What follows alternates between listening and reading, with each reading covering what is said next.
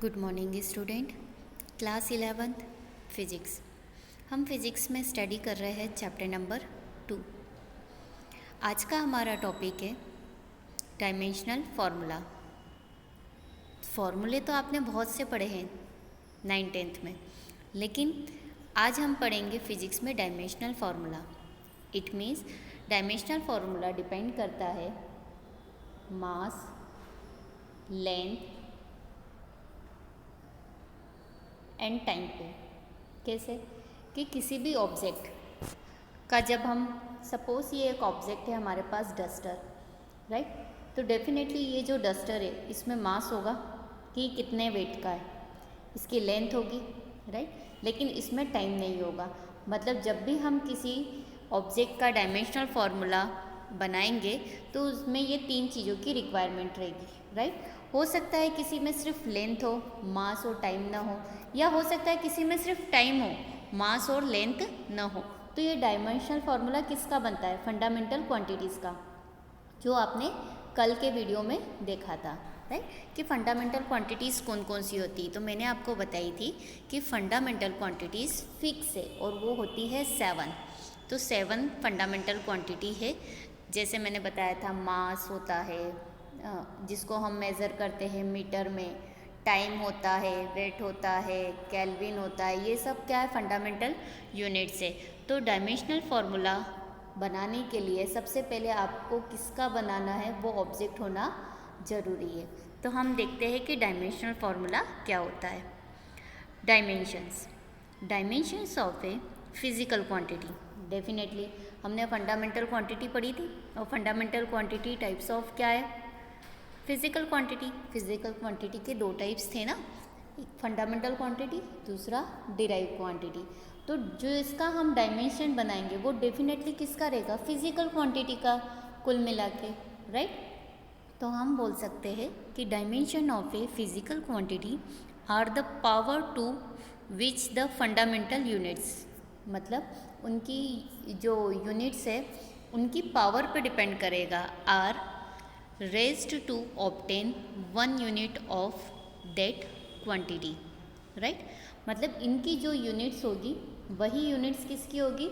Dimension की, right. Hindi में हम देखते हैं, भौतिक मात्रा के आयाम वे शक्तियाँ हैं जिनसे उस मात्रा की एक इकाई प्राप्त करने के लिए मूलभूत इकाइयाँ उठाई जाती है। मतलब मूलभूत मतलब इंडिविजुअली, मतलब किसी पर्टिकुलर का मास, किसी का हम देख लेते हैं टाइम, किसी का लेंथ, ये सब क्या है? इंडिविजुअली यूनिट है। इन सभी को मिला के हम क्या बनाते हैं? Dimensional formula, right.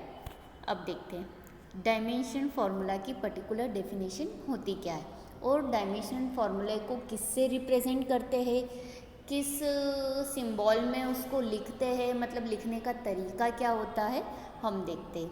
तो अब हमारी हेडिंग है definition of dimensions of physical quantities. हम देख लेते। The dimension of a physical quantity is defined as the power to which the fundamental quantity are raised in order to represent that quantity. मतलब जिनकी dimension को हम power के form में, fundamental quantity को पावर के फॉर्म में measure करते हैं या रिप्रेजेंट करते हैं, उसे हम बोलते हैं डायमेंशनल फार्मूला, राइट। तो 7 फंडामेंटल क्वांटिटी हमारे पास, मैंने बताया था, उन क्वांटिटीज़ को हम लेंथ, मास और टाइम में मेज़र करते हैं, राइट। मतलब उन क्वांटिटी को यूज़ करते हुए हम डायमेंशनल फार्मूला बनाते हैं, और उन जो भी यूनिट्स होती है हम उसको पावर में लिखते हैं। जैसे L² हो सकता है, किसी में एक ही लेंथ होती है, वॉल्यूम में 3 हो जाती है, इस तरीके से।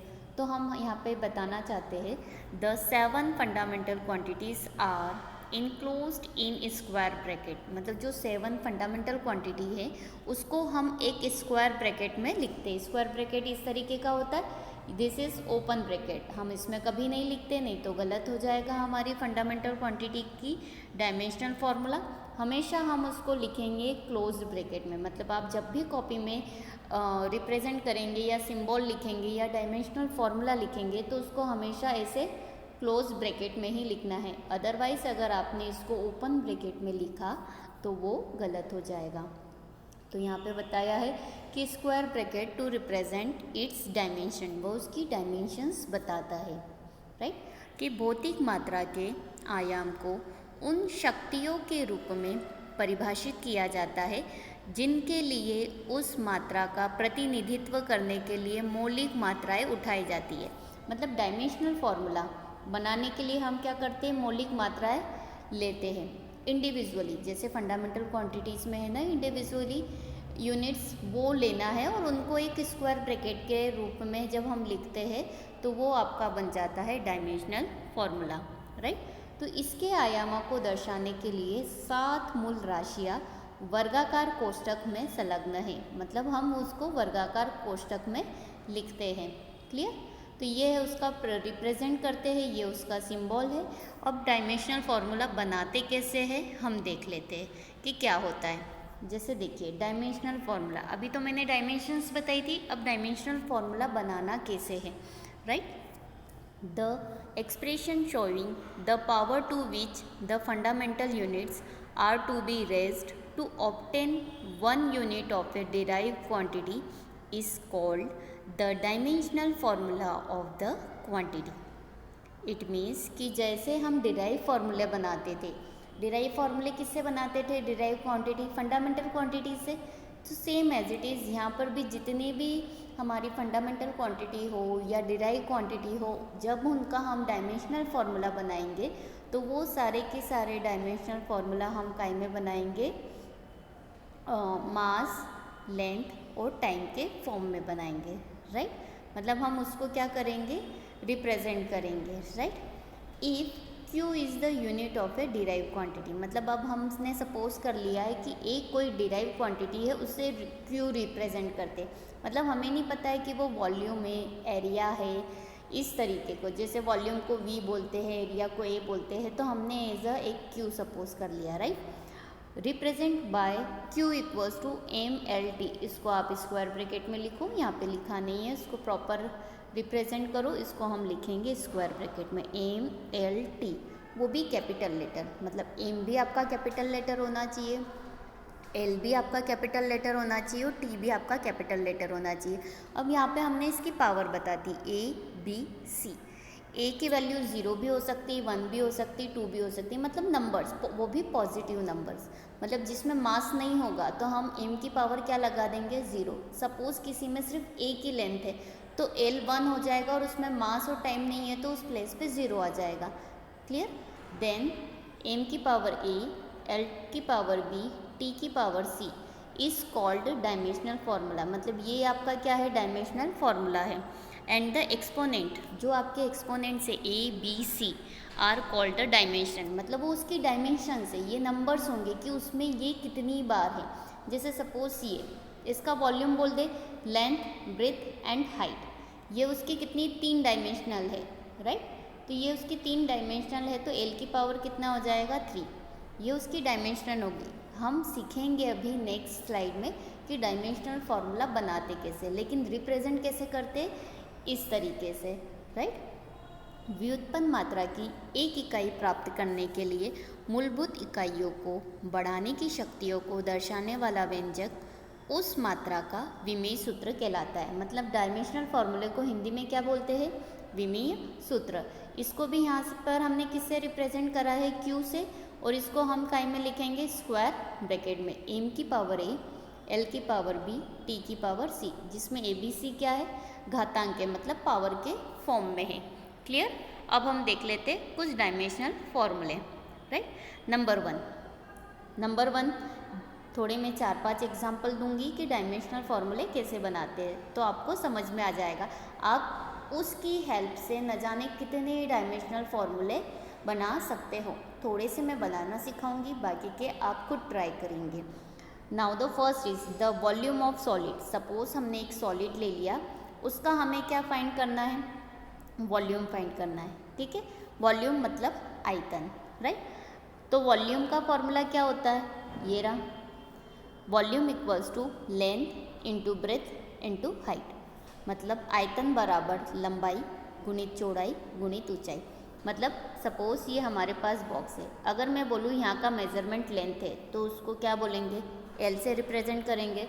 यह ब्रेथ हो गई उसकी चौड़ाई, राइट। चौड़ाई को भी हम मेज़र ही करेंगे, वो भी हमारे लिए लेंथ का ही काम करेगी। हाइट को जब हम मेज़र करेंगे वो भी हमारे लिए क्या हो गई, लेंथ का ही काम करेगी। मतलब तीनों को हम किससे रिप्रेजेंट करेंगे, लेंथ। स्केल से ही नापेंगे तो सभी में क्या आएगी, लेंथ आएगी। लेंथ में भी लेंथ आएगी, ब्रेथ में भी लेंथ आएगी और हाइट में भी लेंथ आएगी, राइट। तो वॉल्यूम इक्वल्स टू कितना हो गया, एल क्यूब हो गया। अब इस सॉलिड में वो मास के बारे में बात कर रहा है क्या, नहीं। तो एम कितना हो गया इसमें, 0। सॉलिड में हम टाइम के बारे में बात कर रहे हैं क्या, नहीं। मतलब ये कितना हो गया, 0। मतलब जो हम आयतन निकाल रहे हैं उस आयतन में न तो हमें मास की रिक्वायरमेंट है न टाइम की। लेकिन पर्टिकुलर जब हम डायमेंशनल फॉर्मूले में लिखेंगे तो एम और टी को भी लिखना कंपलसरी है। मतलब हमेशा एम, एल और टी के फॉर्म में ही रिप्रेजेंट करेंगे, राइट। तो यहाँ पे वॉल्यूम कितना हो रहा है, एल क्यूब क्या है हमारे लिए, यहाँ डायमेंशन है, राइट। मैंने अभी बताया था घातांक, तो हम यहाँ पे बताएंगे as volume is dependent on mass. Volume किस पे डिपेंड कर रहा है, मास पे डिपेंड कर रहा है, एंड टाइम, है ना। मतलब ये डिपेंडेंट है mass and time. The power of time and mass will be 0। मतलब ये क्या है, मास और टाइम दोनों की दोनों 0 है, क्योंकि यहाँ पे ये अवेलेबल ही नहीं है। B 0 while expressing in dimension is m की पावर 0 और t की पावर 0। मैंने बताया था कि जब किसी भी ऑब्जेक्ट या पर्टिकुलर फॉर्मूले का जब हम डायमेंशनल फार्मूला निकालते हैं, उन तीनों में से अगर कोई भी वैल्यू अवेलेबल नहीं है तो हम हमेशा उसकी पावर क्या लगा देंगे, 0, कि ये वैल्यू अवेलेबल नहीं है, लेकिन लिखना कंपलसरी है। तो फाइनली वॉल्यूम के लिए हमारे पास डायमेंशनल फार्मूला क्या हो जाएगा, the final dimensional of volume will be m की पावर 0, l कितना है, l क्यूब, और t की पावर 0। तो इसको ऐसे सिंबल अलग अलग नहीं लिखना है, पर्टिकुलर उसका फिक्स फार्मूला ये बनता है। इस स्क्वायर ब्रैकेट, मतलब जितना भी हम लिखेंगे स्क्वायर ब्रैकेट में लिखेंगे, m की पावर 0, l क्यूब और t की पावर 0।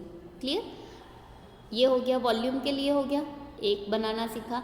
एज इट इज़ अगर हम एरिया की बात करेंगे तो एरिया के लिए फॉर्मूला क्या होता है, लंबाई गुनी चौड़ाई, मतलब लेंथ इंटू ब्रेथ। तो इसमें कितना होगा, एल स्क्वायर। अब इसमें भी मास और टाइम नहीं है तो इसका डायमेंशनल फार्मूला क्या हो जाएगा, m0, l2 और t0। 2 बनाना सीख लिया हमने।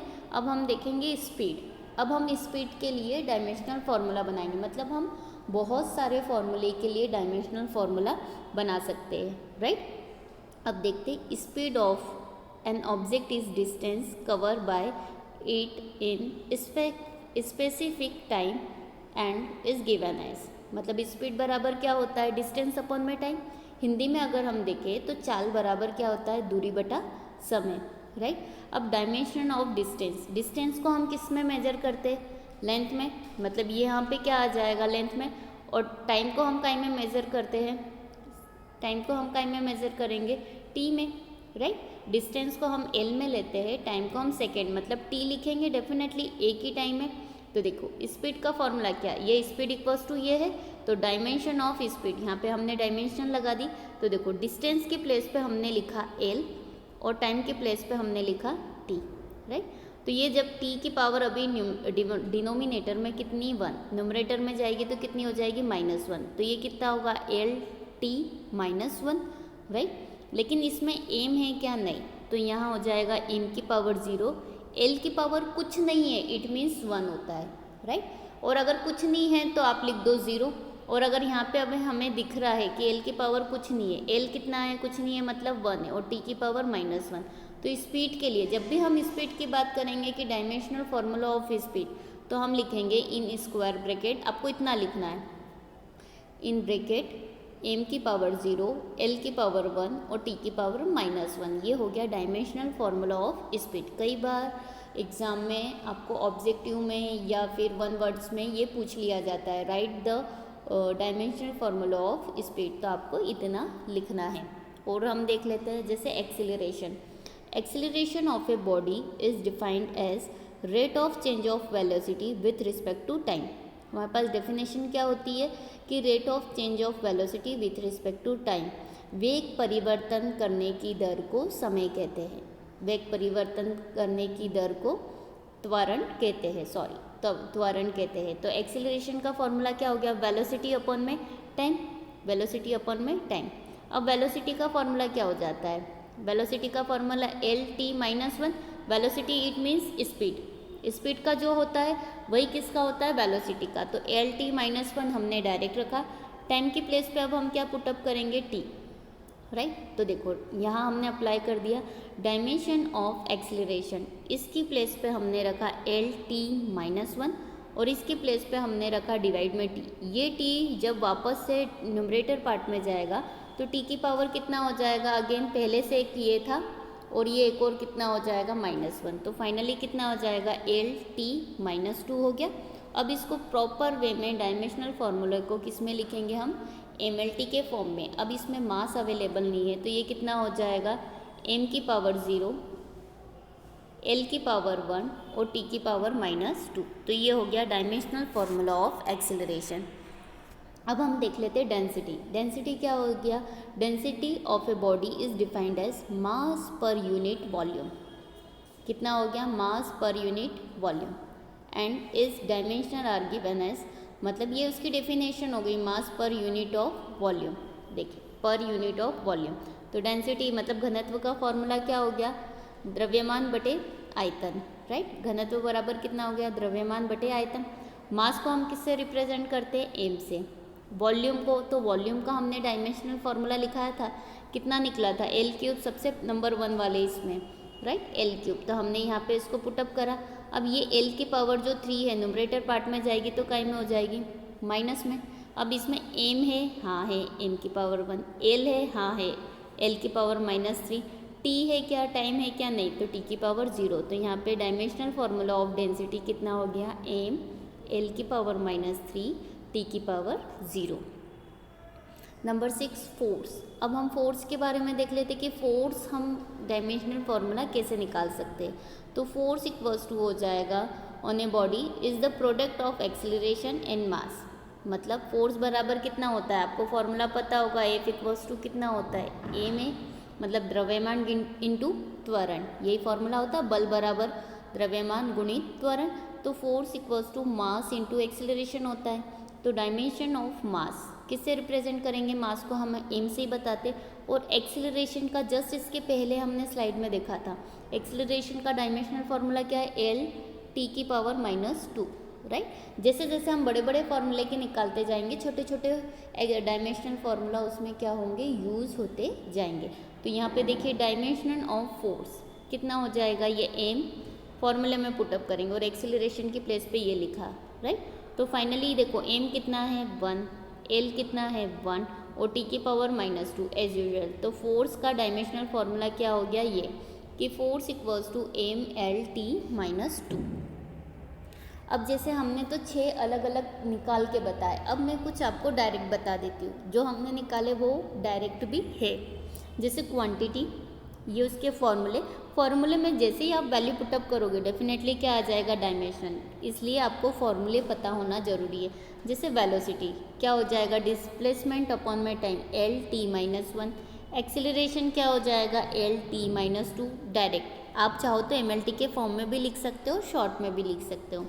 वर्क डन कितना हो जाएगा, वर्क डन क्या होता है, फोर्स इंटू डिस्प्लेसमेंट, राइट, कार्य जिसको बोलते हैं वर्क डन। जितने भी कार्य हो, कैसा भी कार्य हो, वर्क डन है ना। तो M L two T minus 2, pressure मतलब दाब कितना हो जाएगा, एम एल माइनस 1 टी की पावर माइनस 2। पावर कितना हो जाएगा, वर्क डन अपॉन में टाइम। तो फाइनली इसका डायमेंशनल फार्मूला कितना बनेगा हमारे पास, एम एल की पावर 2 टी की पावर माइनस 3। डेंसिटी कैसी बनेगी, एम एल की पावर माइनस 3 टी की पावर 0। एरिया कैसे बनेगा, एरिया मैंने सबसे स्टार्टिंग में नंबर 2 वाले पे बताया था आपको, केवल एल स्क्वायर आता है। लेकिन अगर इसको डायमेंशनल फार्मूले में लिखना हो तो कितना हो जाएगा, एम की पावर 0 एल 2 और टी की पावर 0। इस तरीके से हम लिखेंगे प्रॉपर वे में, राइट। तो और भी हमारे पास डायमेंशनल फार्मूला है, जैसे इम्पल्स के लिए फॉर्मूला क्या होता है, फोर्स इंटू टाइम। तो M L T minus 1, M L T mlt हो जाएगा, इसको mlt मतलब उस फॉर्म में लिखेंगे, राइट। वर्क डन अभी अभी ने देखा था l की पावर 2 t की पावर -2, है ना। यहाँ पे एनर्जी, तो इस तरीके से हमारे पास और भी बहुत सारे फॉर्मूले हैं, जैसे एनर्जी अगर हम देखें तो एनर्जी किसी भी प्रकार की एनर्जी हो, काइनेटिक एनर्जी हो, पोटेंशियल एनर्जी हो, तो कोई सी भी एनर्जी हो, एनर्जी का कोई सा भी फॉर्म हो, हर एक एनर्जी के लिए डायमेंशनल फार्मूला क्या होता है, सेम होता है। उसको अगर नॉर्मल इसमें हम देखें तो उसकी यूनिट कितनी होती है, जूल होती है। कितनी होती है, जूल होती है। तो यहाँ पर उसके एनर्जी का डायमेंशनल फार्मूला कितना हो जाएगा, m l की पावर 2 और t की पावर -2। यहाँ पे इसको करेक्ट कर लो, +1 आएगा, ठीक है। इसको +1 कर लेना आप। पावर को किससे रिप्रेजेंट करते हैं, p से, मतलब शक्ति। p इक्वल्स टू फॉर्मूला क्या होता है, W/t, और इसकी यूनिट कितनी होती है, वॉट होती है। डायमेंशनल फार्मूले में अगर हमें लिखना है तो m l की पावर 2 t की पावर -3, राइट। डेंसिटी हमने निकाली, डेंसिटी कितनी होती है, किससे रिप्रेजेंट करते हैं, d से। डेंसिटी के लिए फॉर्मूला क्या हो जाएगा, मास अपॉन में वॉल्यूम। अगर इसकी नॉर्मल हम SI यूनिट देखें तो SI यूनिट कितनी हो गई, किलोग्राम पर मीटर क्यूब, राइट। किलोग्राम को हम किससे रिप्रेजेंट करते हैं, m से, और m मास कितना हो गया, मास मतलब वॉल्यूम मतलब मीटर क्यूब मतलब L3। अब L3 ऊपर जाएगा न्यूमरेटर पार्ट में तो कितना हो जाएगा, -3, और इसमें इसकी यूनिट में टाइम है ही नहीं, तो टाइम कितना हो जाएगा, 0। इट मीन्स कि हम इसका डायमेंशनल फार्मूला कैसे लिखेंगे, m l की पावर -3 t की पावर 0। ये हो गया डायमेंशनल फार्मूला। प्रेशर का अगर हम देख ले तो p इक्वल्स टू कितना हो जाएगा, F/A, और इसकी अगर यूनिट देखें तो इसकी यूनिट कितनी होती है, पास्कल। कितनी होती है, पास्कल। तो पास्कल के लिए यहाँ पे डायमेंशनल फार्मूला कितना हो जाएगा, m l की पावर -1 और t की पावर -2 ना हो गया। टॉर्क को किससे रिप्रेजेंट करते हैं, ये इस तरीके का सिंबल है t, और t को हल्का सा नीचे से राउंड शेप दे देते हैं, इसको बोलते हैं टाउ, है ना। टॉर्क को हम टाउ से बताते हैं। Torque equals to r into F, right. इसके लिए डायमेंशनल फार्मूला क्या हो जाएगा, m l की पावर 2 t की पावर -2। एंगुलर डिस्प्लेसमेंट है, राइट। तो थीटा, इसको किससे प्रेजेंट करते हैं, इस तरीके के सिंबल से, राइट। थीटा इक्वल्स टू कितना हो जाएगा, आर्क अपॉन में radius, right. Arc upon radius, जब एंगल की बात करेंगे तो उस एंगल में न तो मास होगा, न लेंथ होगी, न टाइम होगा, इसलिए ये तीनों क्या हो जाएंगे, थीटा के केस में तीनों की तीनों कितने हो जाएंगे, 0 हो जाएंगे, right. As it is angular velocity कितना हो जाएगा, W equals to theta upon में t, राइट। थीटा को किससे मेजर करते हैं, रेडियन से, RAD, it means radian unit हो गई। और टाइम को किससे रिप्रेजेंट करते हैं, सेकेंड से। तो रेडियन के लिए हमारे पास फॉर्मूला ये है, अपॉन में टाइम, t की पावर ऊपर गया -1, मतलब इसके लिए फॉर्मूला क्या हो गया, डायमेंशनल फार्मूला m की पावर 0 l की पावर 0 तो t की पावर -1, राइट। अब देखेंगे एंगुलर एक्सीलरेशन किससे रिप्रेजेंट करेंगे, कैपिटल G से। तो अल्फा इक्वल्स टू हो जाएगा डेल्टा ओमेगा अपॉन में डेल्टा t, राइट। तो इसके लिए डायमेंशनल फार्मूला हमारे पास क्या हो गया, m की पावर 0 l की पावर 0 और t की पावर -2। तो ये है हमारे लिए एंगुलर एक्सीलरेशन, राइट। अब हम देखेंगे मोमेंटम ऑफ इनर्शिया। क्या देखेंगे, मोमेंटम ऑफ इनर्शिया किससे रिप्रेजेंट करा है, I से। I इक्वल्स टू कितना हो गया, mr²। तो इसके लिए डायमेंशनल फार्मूला क्या हो गया, m l की पावर 2 t की पावर 0, राइट।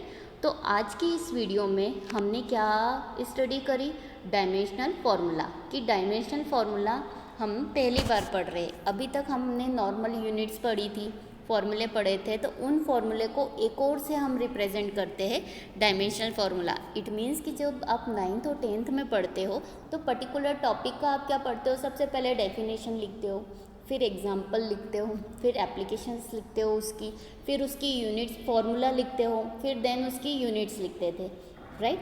लेकिन अब इतनी चीज़ें लिखने के साथ 11th क्लास में अब उसका आगे यूनिट के बाद आपको एक और चीज़ ऐड करनी है डायमेंशनल फार्मूला। मतलब अब आपको 11th क्लास में इतनी डेफिनेशन फार्मूले यूनिट के बाद एक डायमेंशनल फार्मूला भी ऐड हो गया। मतलब आपको हर एक फार्मूले के लिए डायमेंशनल फार्मूला कंपलसरी है। इसमें बहुत सारी ऐसी चीज़ें हैं, डेरिवेशन है, जिसमें डायमेंशनल फार्मूला यूज़ होगा। तो नॉर्मली आज की वीडियो में मैंने कुछ ही डायमेंशनल फार्मूले बताए हैं, लेकिन इन डायमेंशनल फार्मूले से आप बहुत सारे डायमेंशनल फार्मूले भी बना सकते हो, लेकिन मिनिमम इतने डायमेंशनल फार्मूले आपको याद होना कंपलसरी है। बेसिकली आप इनको याद कर लीजिए अच्छे से, कि ताकि आगे जब हम डेरिवेशन करेंगे तो उसमें ये यूज़ होंगे। Thank you.